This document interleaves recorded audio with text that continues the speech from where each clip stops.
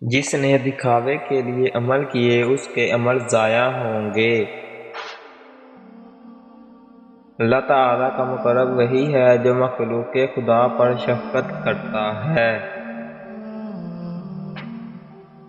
گزشتہ قبروں میں غور کرو کیسے کیسے حسینوں کی مٹی خراب ہو رہی ہے۔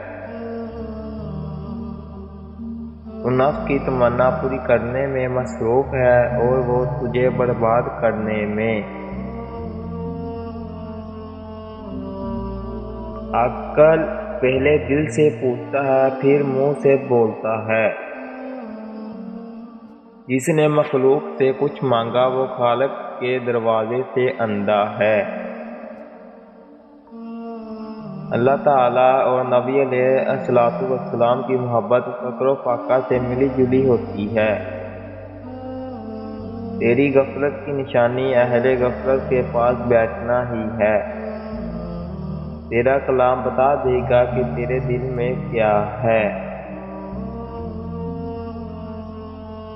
تو کوشش کر کے گفتگو کا آغاز تیری طرف سے نہ ہوا کرے اور تیرا کلام جواب بنا کرے۔ بے ادب خالق و مخلوق دونوں کا محبوب ہے۔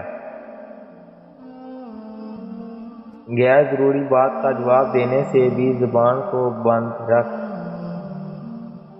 تیرے سب سے بڑے دشمن تیرے برے ہم نشین ہیں۔ خلوت میں خاموشی مردانگی نہیں، جلوت میں چپ رہ۔ مستحق مسائل اللہ تعالیٰ کا ہدیہ ہے جو بندے کی طرف بھیجا جاتا ہے۔ ابتدا کرنا تیرا کام ہے اور تکمیل کرنا اللہ تعالیٰ کا۔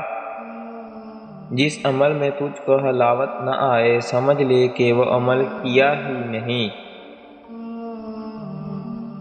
غربت پر راضی رہنا بے انتہا ثواب کا موجب ہے۔ موت کو یاد رکھنا نفس کے تمام امراض کی دوا ہے۔ ظالم مظلوم کی دنیا بگاڑتا ہے اور اپنی عاقبت۔ اللہ تعالیٰ کے دشمنوں کو راضی رکھنا عقل و دانش سے دور ہے۔ بدگمانی تمام فوائد کو بند کر دیتی ہے۔ جسے کوئی مصیبت نہ پہنچے اس میں کوئی خوبی نہیں۔ اپنا سب کچھ اللہ تعالیٰ کے حوالے کر دے، وہ سب کو تمہارے حوالے کر دے گا۔